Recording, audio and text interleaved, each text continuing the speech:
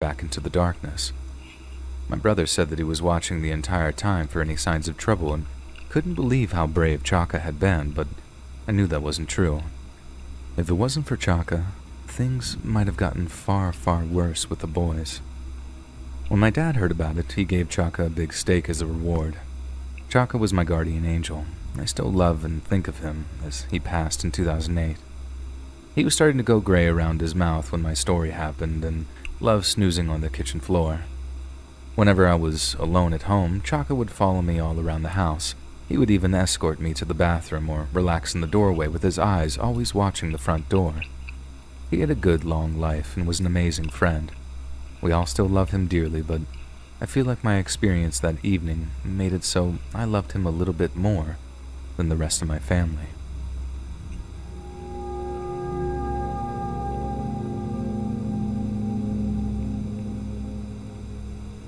A few years ago, I was working at a pizza chain in my hometown as a driver. I was 27 but made darn good money delivering.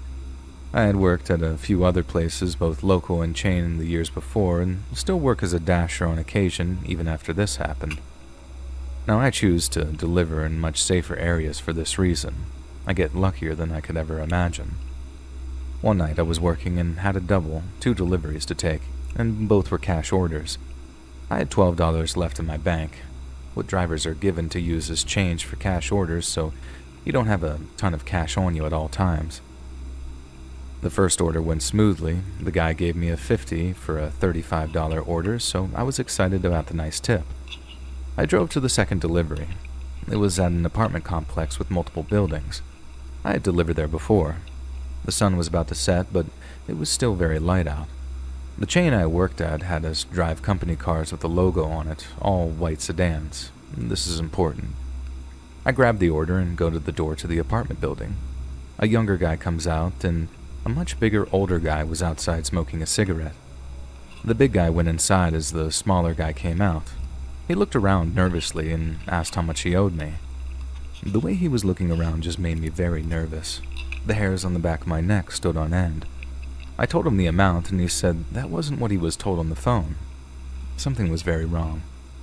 I felt someone else walk out behind me from the door as the first young guy looked around the parking lot, craning his neck as if he was looking for someone. I told him the amount again and broke down the order for him, trying to keep calm. Then the first guy held a gun right to my temple. I also felt a poke on my spine. 2 gunmen. I couldn't speak. Words wouldn't form no matter how hard I tried. "Give me your money and your keys. Now!" The first guy growled, and I fumbled immediately for the keys. I gave him my bank, but hadn't realized the 50 was mixed in. I gave him the keys, trying my best to remain calm. Another guy came up from my left. He had poofy hair and was around the same age as the first kid. The one behind me I hadn't seen yet. The big-haired kid grabbed the pizza bag and ran off and hid. The first kid searched the company car, and luckily I had left my wallet in my personal car. I saw him grab my cell phone, and that's when the panic began to set in. I had pictures on that phone that I hadn't backed up of my then 5-year-old son, who was absolutely my world. "Please, please don't take that. I got pictures of my son who died on there. It's all I have of him. Please." No, I was lying. My son is very much alive. The kid behind me spoke softly. "Trust me, just listen to him. You'll get it back undamaged. I don't want to be here either." I could tell he'd been crying by how his voice sounded. The car began pulling in, and the 3 boys took off to the other end of the complex in a full sprint. Before the one behind me ran, he dropped the gun in front of me, a standard issue 9mm silver and black. The safety was off, and it looked completely real to me. He picked it back up and ran with the others. The car that pulled in saw me. It was a woman and her kid, and panic set in as I realized that they could easily come back and do way worse to me as the sky started to get dark. I collapsed. They had taken my company car keys, $72, the pizza, and my phone. The woman ran up to me and asked if I was all right. She took me into her apartment in the next building over and locked the door.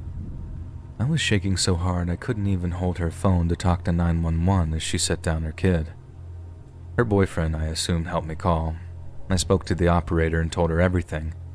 I'm colorblind, and these guys were obviously wearing all black and white clothes, thank God.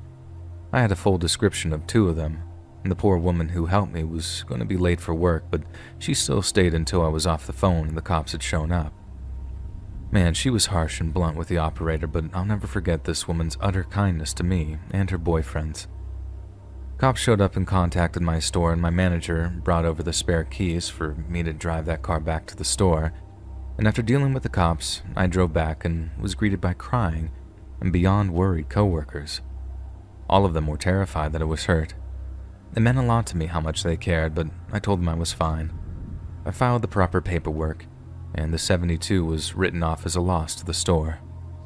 Thank God, because I had worked other stores that made you pay back the money out of pocket if you get robbed to prevent drivers from stealing.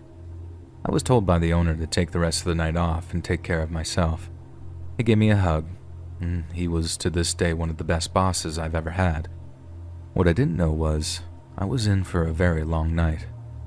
I called my best friend before I left the store from the store phone and asked where he was. We usually meet up for drinks after work. He was around the corner at a bar, so I met up with him. His dad was a District 4 cop in my city at the time, the same district that this happened in. He told me his dad had given him a heads up and he had 2 shots waiting for me to calm my nerves. After the 2 shots, we began playing pool when his dad called his phone and asked if I was with him yet. He said yeah and handed me the phone. His dad asked if I could come to the station. I was honest and told him that I had 2 shots, so he sent out a squad car to get me since it wasn't that far away. We get to the station, and they had suspects in custody, and I was needed to ID them. 3 boys and a driver. They'd been caught less than 20 minutes after the robbery, speeding. The bee on the lookout had already gone out, and they matched the description. They had used the money to buy weed and gas and had taken off. They had at least 15 stolen cell phones on them. The order had been placed on a stolen phone, and my phone was in the mix in the box. The police told me to grab my phone only, and I did, and they asked me to unlock it. It had fingerprint verification, so that was easy. None of the 10 tries to unlock it had already been used before my phone would have completely reset. It unlocked. I told the police every detail yet again, although my parental instincts kicked in.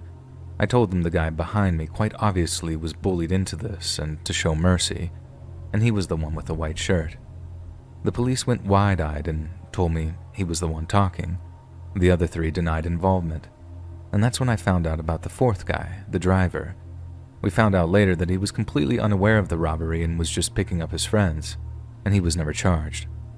The boy who was behind me and the one who grabbed the pizza were 15 and 16 and got 6 months of house arrest. The only reason the one behind me got off easy despite having the gun to my back was because I asked them to go easy on him and that he was a good kid who didn't want to be there, and he was the only one confessing. Makes sense since he had said that the other guys wouldn't have the phone for long. He was planning on going to the cops had they not been caught.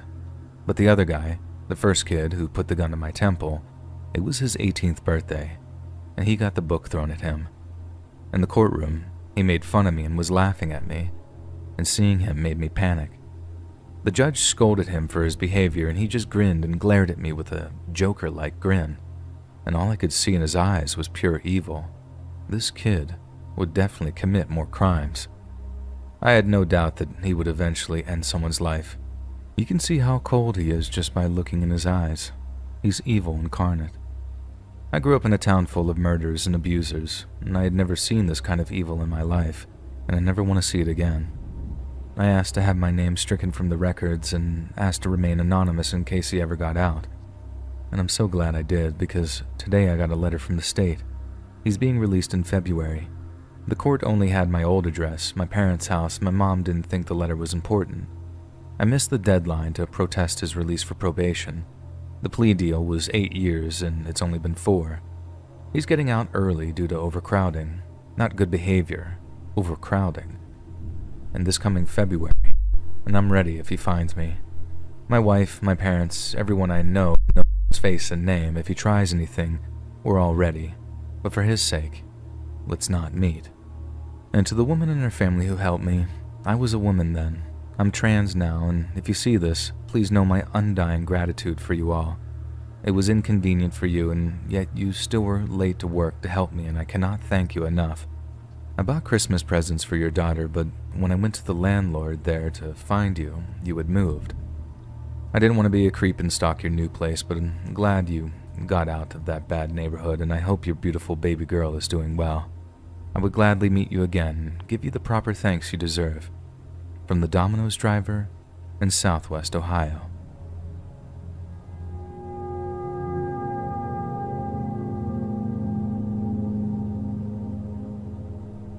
I just got back from a family vacation in Los Cabos, Mexico. We stayed at a nice Westin resort, and usually at around 9:30 p.m., my family would head back to their rooms to go to sleep. Naturally, as a 25-year-old, I wanted to stay up and party or go drinking at bars, but my older brother was working remotely and wouldn't go out with me. After the family went to bed, I went out to a bar around the corner from my hotel and ended up befriending the locals there and a 29-year-old guy from San Diego named Luke, who was there for a wedding.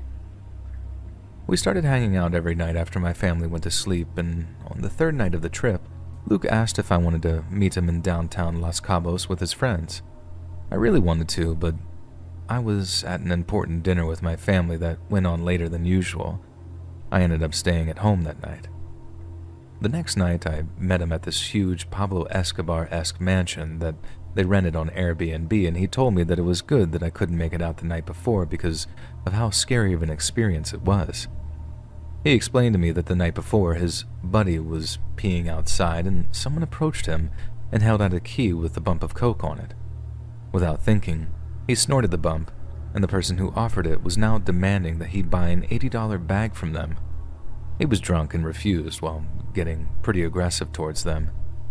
Things went from bad to worse as the Mexican who offered the bump started following their group from bar to bar for the next 3 hours, taking pictures of them. He called his friends, and there were now a group of them following behind and claiming to be affiliated with the cartel. They warned that if Luke's buddy didn't pay them, that they were going